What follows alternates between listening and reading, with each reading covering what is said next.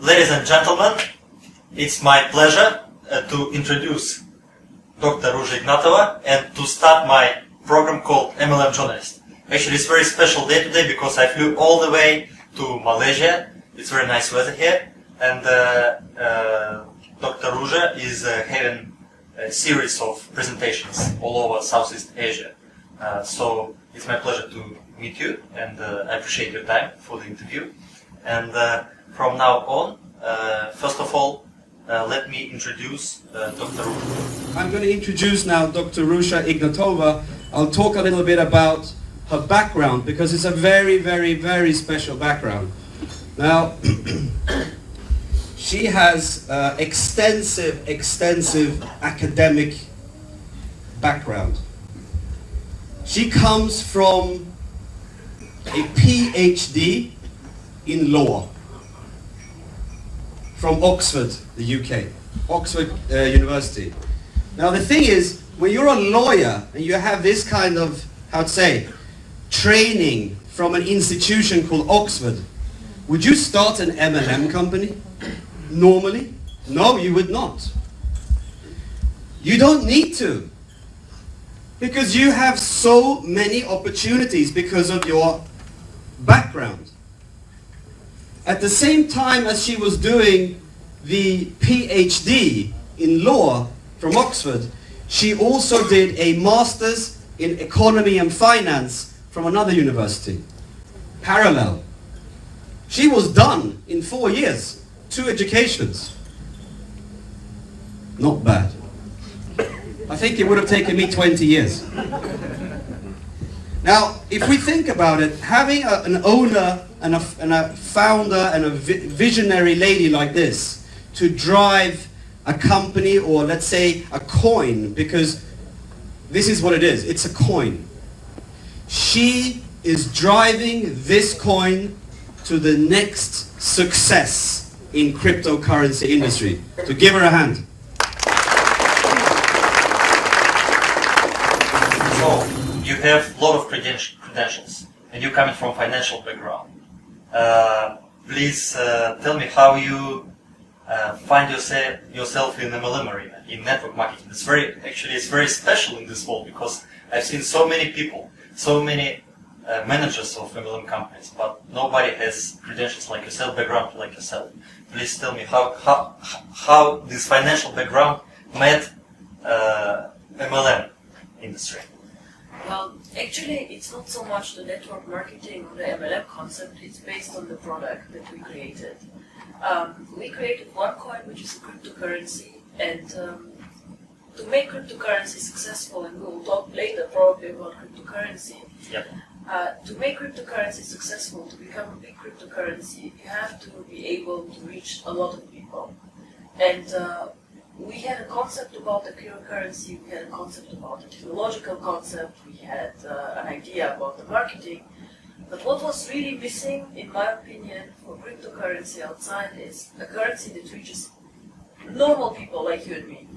Bitcoin is a niche product. Bitcoin currently has about 250,000 users who have more than one coin. Yeah, right. It's very popular, it's very famous, everybody knows it, but the people who use it are very knowledgeable people, IT specialists, or people who have special powers and knowledge. Mm-hmm. And our dream as a company was to reach the everyday person on the street and to make the coin popular everywhere. And then I started researching different options. Yep. One was discussed with my investment bank colleagues. Should we go to the big guys? Should we go to the banks and so on? We can, but they buy a big package and they do not use the coin. They use it as investment. So they can just bring money, but they cannot bring a lot of customers, right? They do not use it. They use it Yeah. for speculation, they use it as values creation, but they will not use this coin and they will not make it popular in the Right. world. So this was one option. Then we discussed with other people who, let's say, have good coverage, like globally. We had some discussions with people in Dubai, who said we can make this coin big in Dubai, we can use it here and there and so on, but it would have been still a local approach and not the global currency, what cryptocurrency actually is supposed to be. Right. And then I was very lucky that I met somebody who is actually currently a good friend, Sebastian Greenwood, and he actually said, well, why don't you do network marketing? He's very experienced in the industry. I think he does it now for 13 years.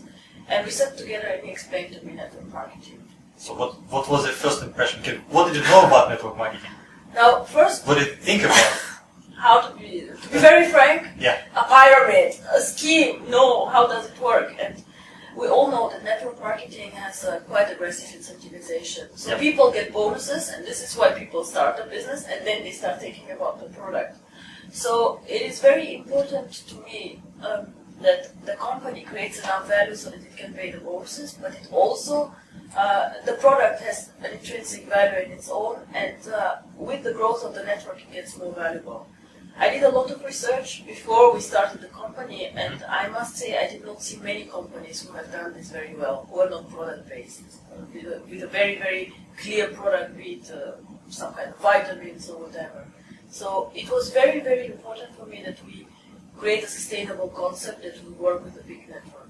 Yes, right. And I think it's very good actually for networkers also, because when you say that the manager, the owner of the company is coming not from MLM, from traditional business, I think it's kind of good stuff. At the same time, there are some concerns that maybe she doesn't understand some specifics in MLM industry and stuff like that. So I think there are many things to learn for you, right? And for your team. There were many things to learn, but also how to say it. I come from McKinsey, which is a management consultancy company, and McKinsey hires 50% people who have a business background, and 50% come from very different professions. So I don't know if you know, but for example, some of my colleagues who worked in the automotive industry, Mercedes-Benz, were doctors. They were medical doctors, and Really? they went there to work. So what they did is they hired actually the best people of being doctors, being politicians, being even people who had like studied languages. The brightest minds. The brightest minds, and they said, Yeah. if a person shows that he's dedicated, that he can work, if he shows that he's smart, that he can think logically, he can solve a problem. So the funniest thing was when we started creating the bonus plan, and I had a look on many bonus plans, and one was, I remember, like 15 bonuses and this and that, and then you get this and this on top, and I said, if I don't understand that, probably people will be confused. And so our bonus plan, I wanted to be very simple. We went for a simple plan, and I hope that it works also for the people. So yes, it can be a disadvantage. I do not know all the things, and especially it's very difficult for me when people tell me I have bad history with this and this company, and this I cannot relate to so much. But I think there are also some good things. When I say, keep it simple, I want to understand. If I understand, then also the others will understand. So Yes, right. We'll talk about this for a while. Now let's run short introduction video of OneCoin. Hi there, my name is David, and I will in less than 2 minutes let you in on a fantastic opportunity revolutionizing the digital currency space of today's economy. Digital currencies are clearly the future of payments online and have been one of the hottest financial topics this year. It all started back in 2008 when a revolutionary digital currency was introduced on the internet called Bitcoin. It took only 5 years for this new currency to grow in value from 1 single cent to $1,000. It is widely used and well known. Thousands of people have profited from this currency, and it has appreciated more than 75 times last year. Bitcoin was one of the most successful financial investments of 2013. Clearly, a new era is born in digital currencies. And today, you have the unique chance to participate in this success through a new currency called OneCoin. OneCoin is a new kind of cryptocurrency with strong values connected to innovation and profitability for holders of the coin. OneCoin will be introduced through our education program, where you learn about trading strategies and how to profit from trading with cryptocurrency. With our education packages, you will receive free trading tokens, so-called One tokens. These tokens will give you the possibility for trading in on our exchange with thousands of other members, practice your skills, and let you profit from what you have learned through our One Academy program. The One tokens can be exchanged once you feel proficient enough to start trading with cryptocurrency. As a member, you will get your own back office where you will learn about the OneCoin concept, get access to your education packages, and follow the progress of the business and stay updated on the latest news. Follow your tokens portfolio via the back office and see it grow through our split program. The split program can double your tokens portfolio. Each portfolio has the chance to split up to 2 times. This means if you are active, you can increase your portfolio value in just under 10 weeks.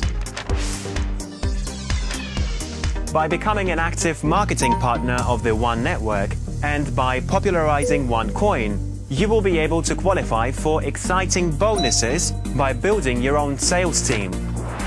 The bonus plan lets you not only build a successful business, but gives you a chance to offer your contacts a way into profiting from the successful industry of cryptocurrency, and especially from the new currency OneCoin. Take your chance and register today. We are in our first launch phase and have a limited number of positions available during this phase. If you want to profit from cryptocurrency and build your future success with OneCoin, today is your chance. Fill out our simple registration form, secure your future, and join the One Network.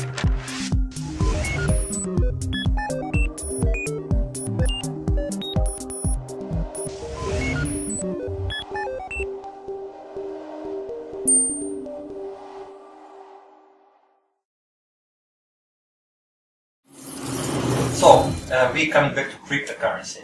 This is actually something that I learned before taking interview with you, and I have some questions. So the biggest currency is Bitcoin right now, and OneCoin plans to be, as far as I understand, in top 3. Yes. So what makes it so special? What is so different from other cryptocurrencies? Now, when we speak about cryptocurrency, then we have always Bitcoin being the first one, the pioneer, the biggest one, the special one, a coin that is actually also used outside in the market. Then we have Litecoin, which is not even as widely used as Bitcoin, but still very, very popular. And then from number 3 on, it is very unclear who the next ones are. So Bitcoin has a market capitalization floating, depending on the price, between 4 and 7 billion US dollars. Litecoin is always about 350 million, and then nothing followed. So it's not a very big industry actually. It is not a very big industry, and as I said, it's a very niche market. So the people inside are very, very IT oriented and very knowledgeable, I would say, about IT. Is it used mostly for online payments or just for speculation? Well, statistics show the following. Statistics show that 50% of the people who deal with cryptocurrency are miners. So they have their own machines, so they have joined a mining pool, and they just mine the currency.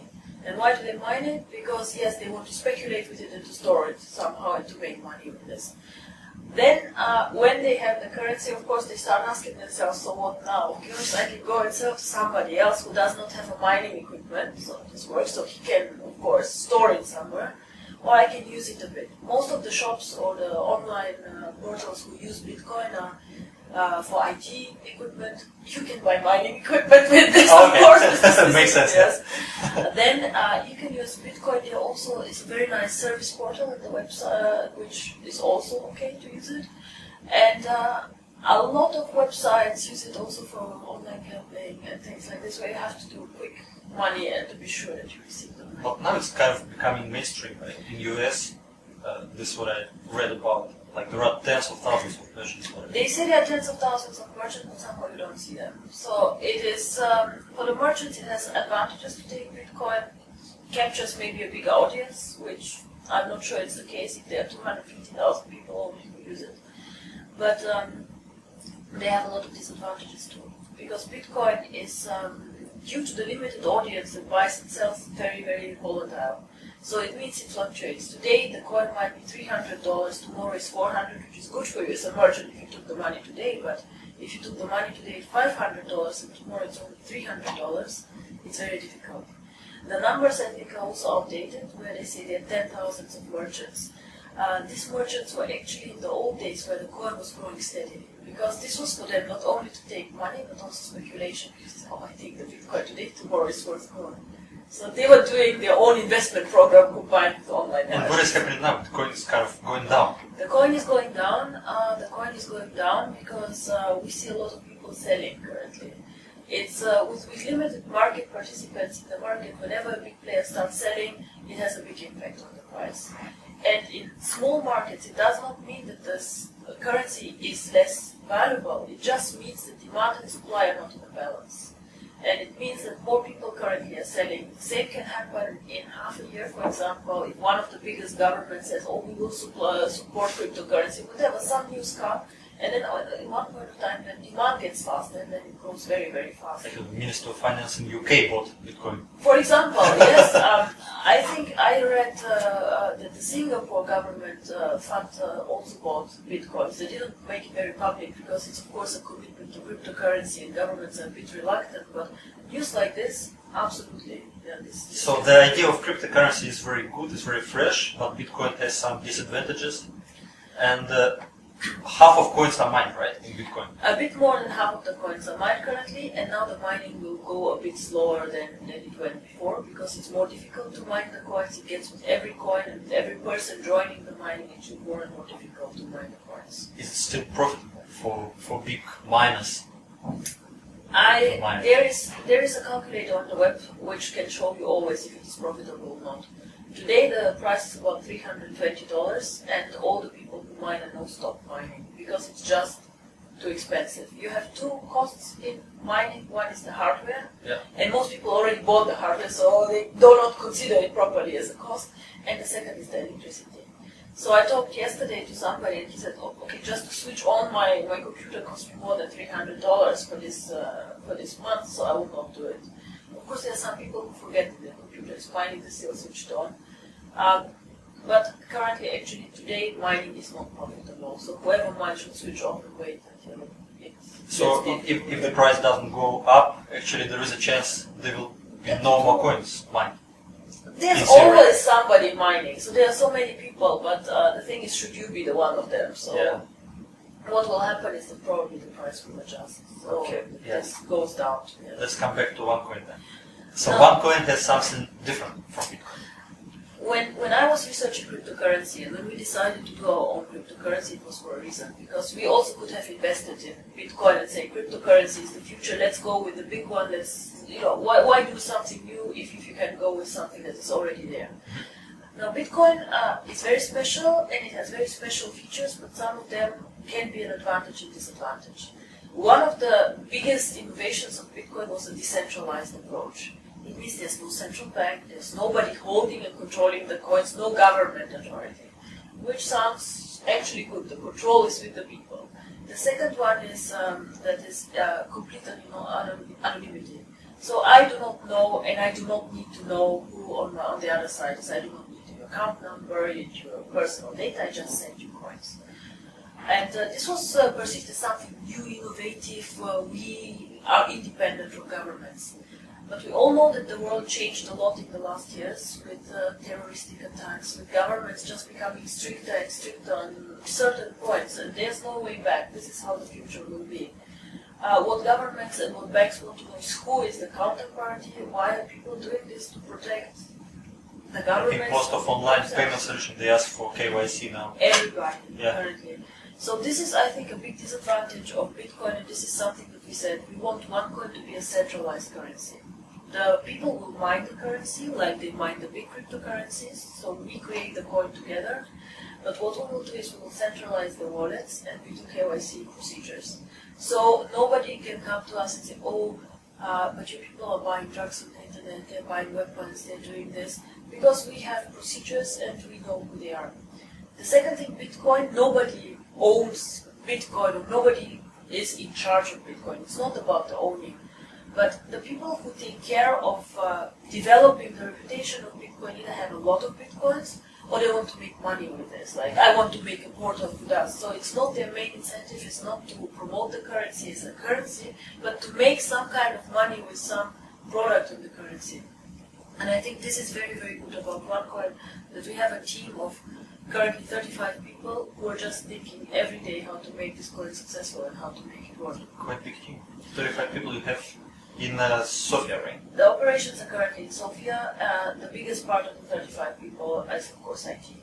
So it's not only the cryptocurrency, it's a lot also about the back office and about the people. And as we said, the MLM engine is also not very easy. So you have people maintaining it, calculating the bonuses and so on. And as a new company, how to say, we receive also a lot of feedback from the field. Oh, can we please have this? Can we have that? And we also constantly try new features and customize the software so it's better and better perceived in the market. So, talking about online payments, do you think there is a chance for cryptocurrency to become as strong as, for example, PayPal?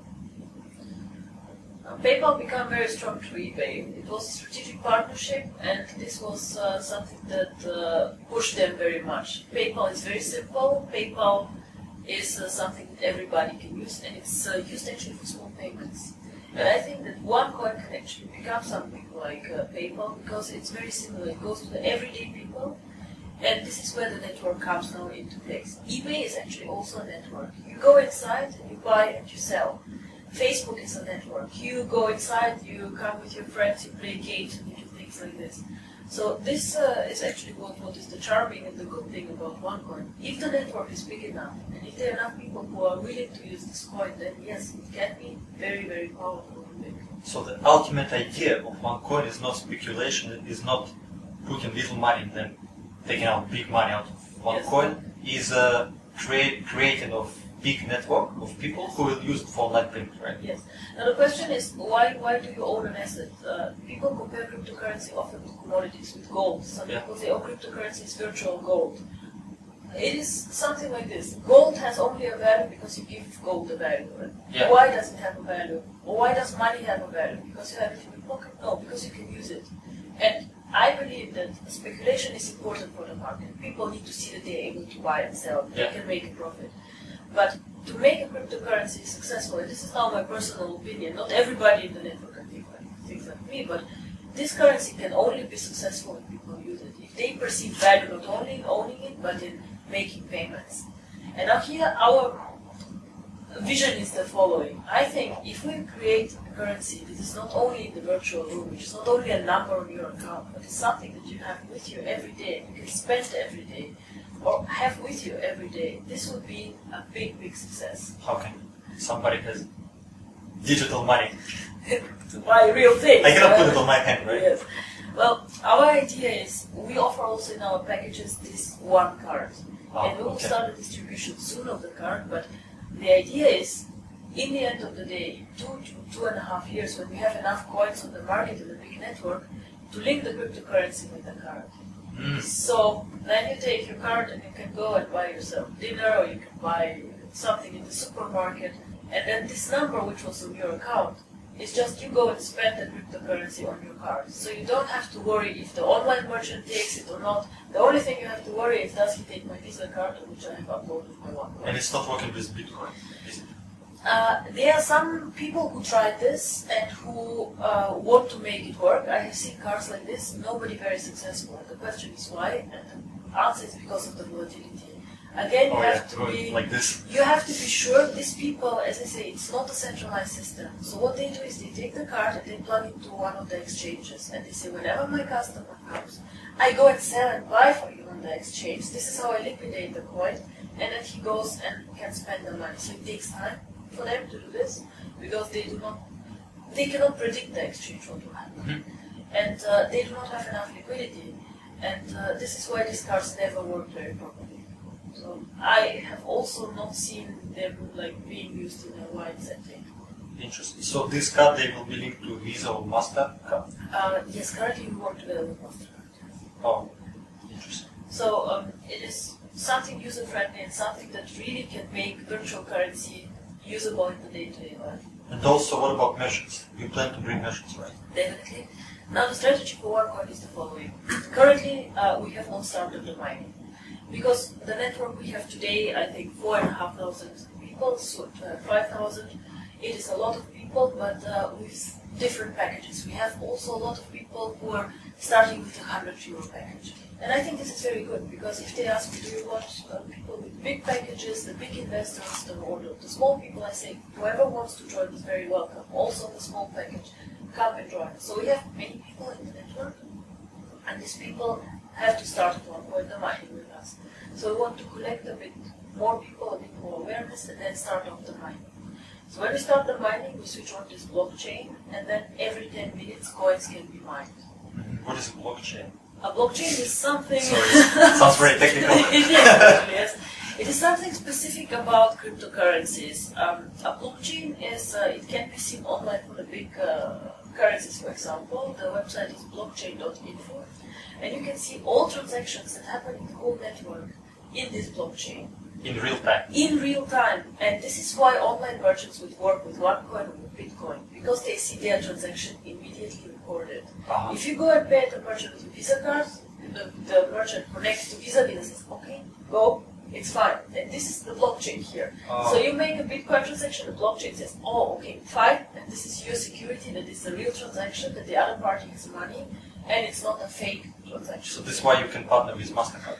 This is why you can partner with the merchants, because they have this approval engine. Yeah. If I would say, oh, it's a cryptocurrency, but I will not publish a blockchain, then we cannot use it properly. And this is very, very important. The usability of the coin comes with the blockchain. So this is why when we start mining the coin, again, what we will do is we'll wait again a few months, put the coin also on the exchange so that not only our miners can go there, but people who also from the network want to buy only coins or to buy more coins can go and sell and buy coins. It's liquidity. And then we start adding on merchants. I believe that this will happen about 1 year after we start mining the coin, because again, if you don't have enough coins in the network, if you don't have enough coins, there's no point to attract big merchants. They'll say, who will pay here, what will happen? Who you are? Who are you? Yes, we can put you inside, fine.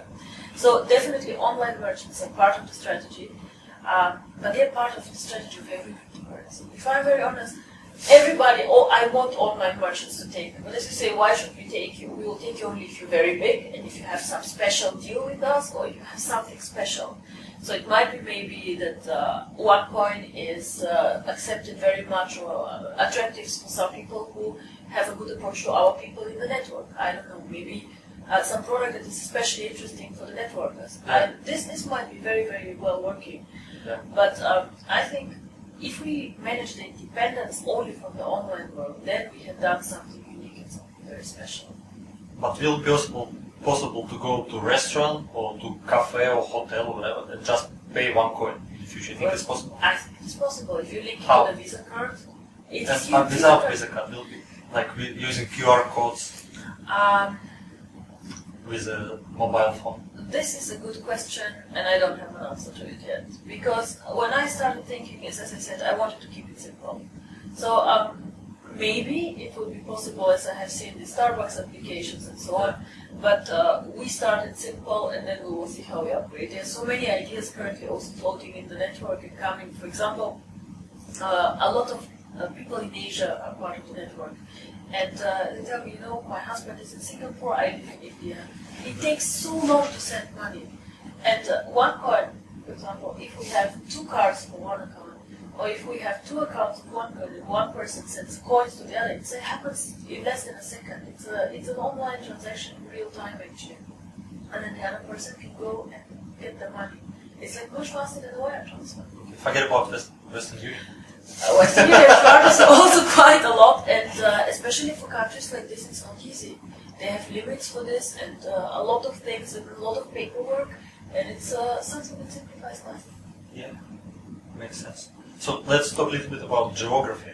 Yes. Now you are in Southeast Asia, and I know you came from Singapore. Then next city will be Kuching.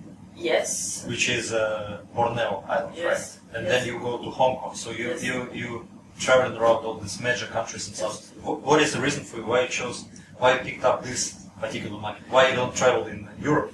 No, I did. Now this is the thing is, we are currently still a small network. When you look in our back office, you see how many people in which country, and it's very interesting that there are many countries and they all follow the same pattern.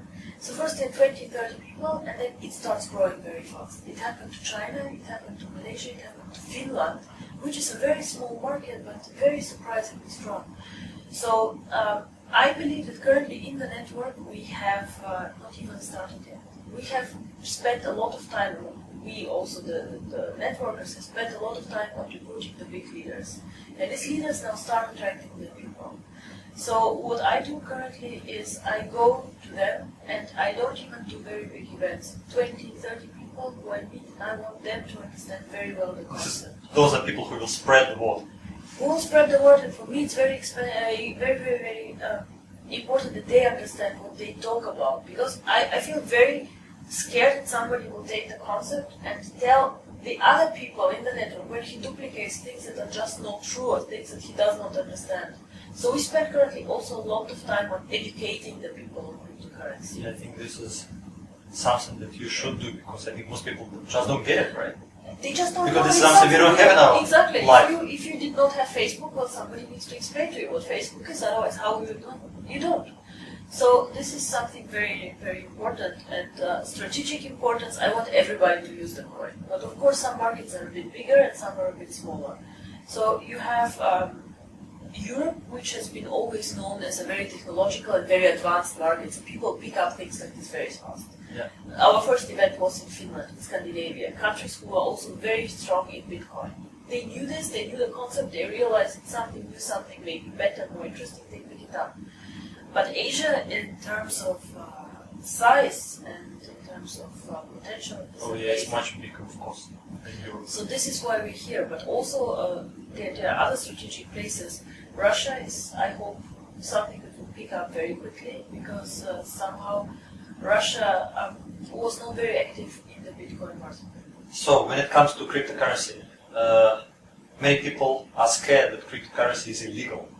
Could you please tell me about legality of cryptocurrency? Is it legal in Russia, in Europe, in US, and other countries? It's a very, very good question, and many people ask this because cryptocurrency is something related to money, and normally there are very strict rules on things that are related with money.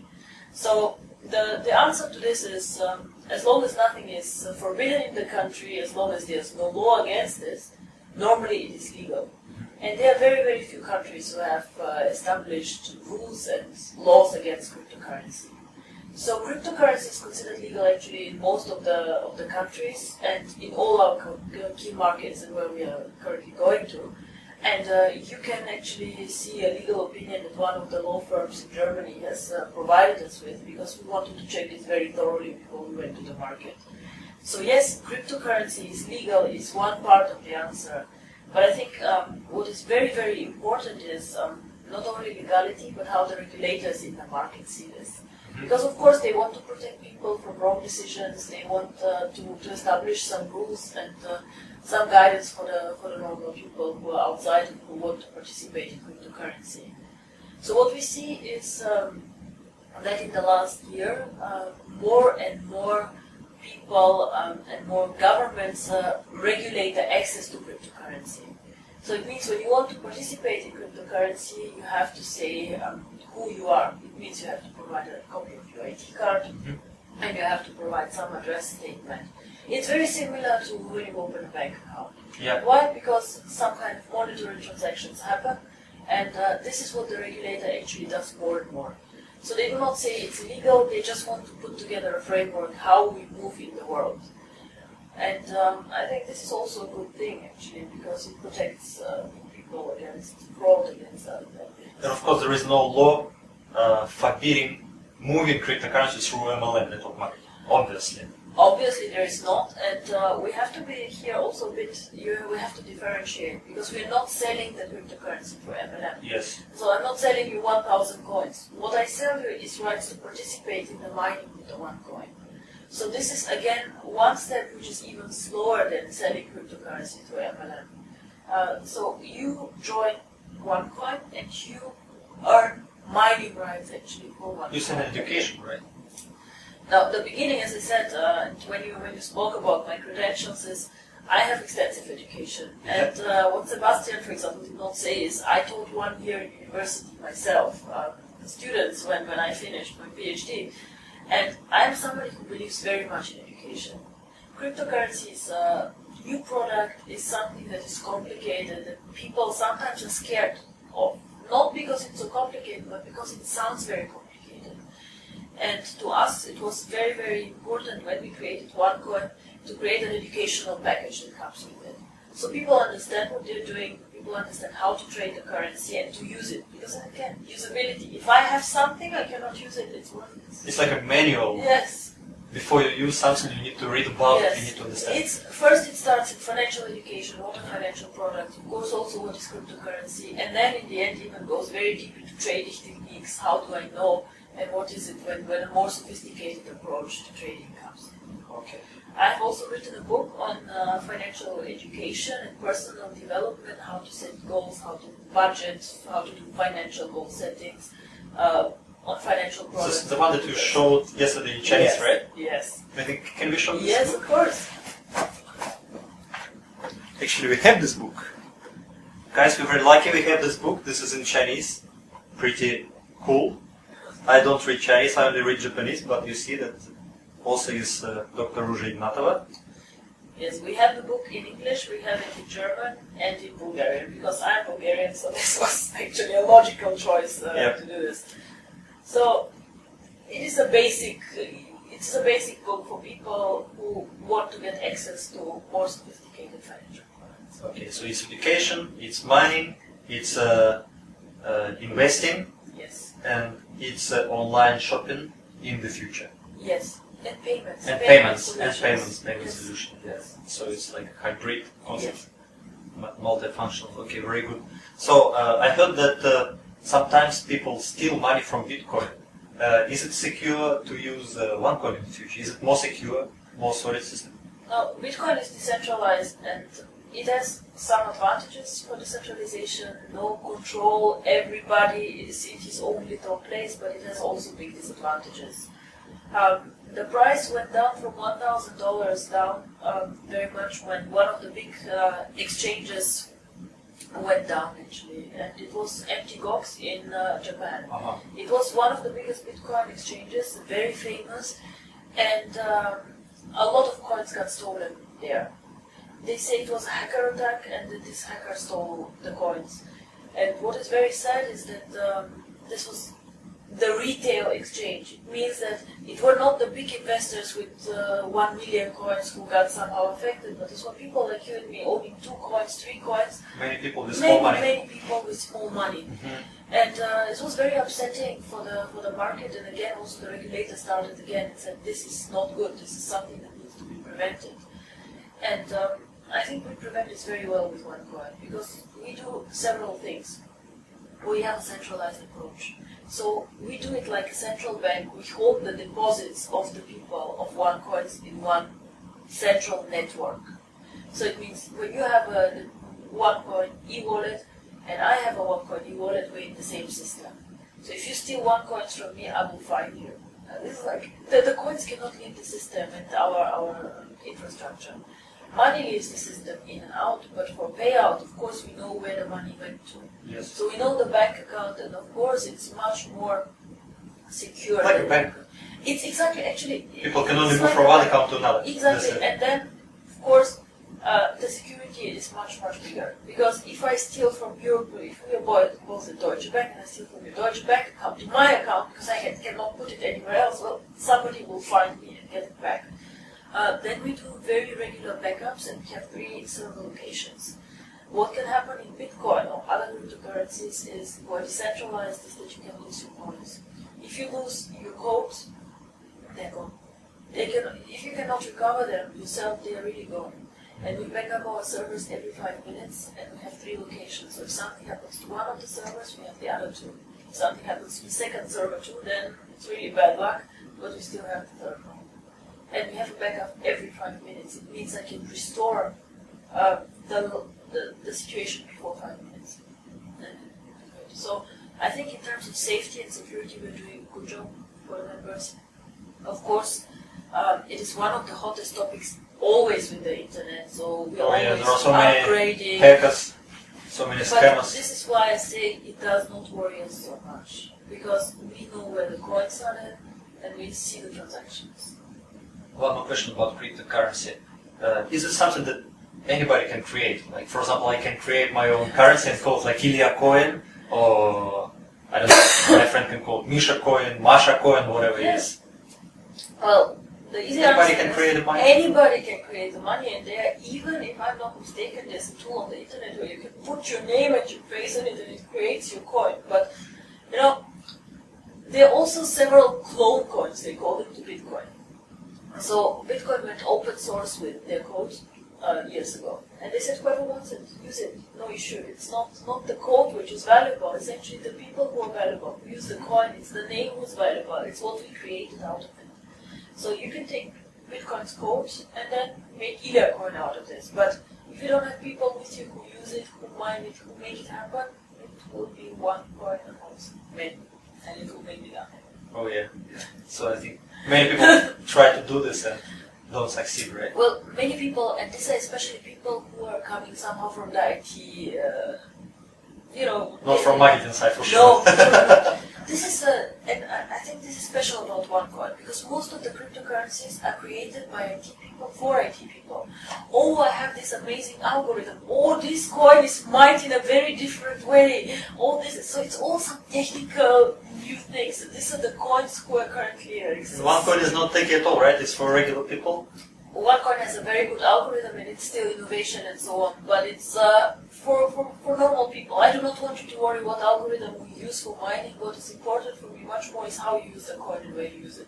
This is what will make the coin also successful. Okay. So my last question, and I want to make it really short. What is your goal, your ambition for the company? How do you see the company in 2, 3, 4 years, 5 years from now? You mentioned that you want to be in top 3.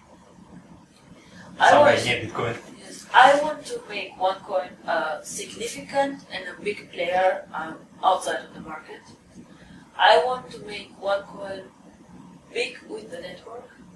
We want to mine many coins as we can, because the more coins there are, the more popular the coin becomes, the more people use it. And I, as a company, would like to make this coin really usable. I want to make digital money into real money. I want the members to be able to use this coin in their everyday life. When I see that they can do it, then I know that I have succeeded, and this coin will be unstoppable. It will simply be unstoppable because no other coin, no other currency outside of the internet provides something. Wonderful, very powerful. I think it's very nice closing. Thank you very much. I appreciate your time, and I'm very, very busy traveling from one place to another. I know you fly to Kuching right now, to Yes. Borneo Island. I've never been there. Yes, and then you fly to Hong Kong. Yes. Yes, and then probably come back to Bulgaria, right, to Europe. I'm going back to Europe, to Stockholm, then to So you make local events in Sofia. Europe also? Yes, we do. Of course, Europe is my home, so I'm very, very easy to get in Europe. Everything is very close, not like Asia. But Asia is a very strategic market for us, so I managed to get here every 2 months and do some kind of series of events. So I'm looking forward to see all of you somewhere around the world. Okay, thank you very much. Okay, guys, it was my first interview. Actually, I'm going to take many interviews with top guys of this industry, with company owners and with top leaders. So stay tuned, stay positive, and remember, I am committed to network marketing. I'm committed to your success. What about yourself? Bye-bye.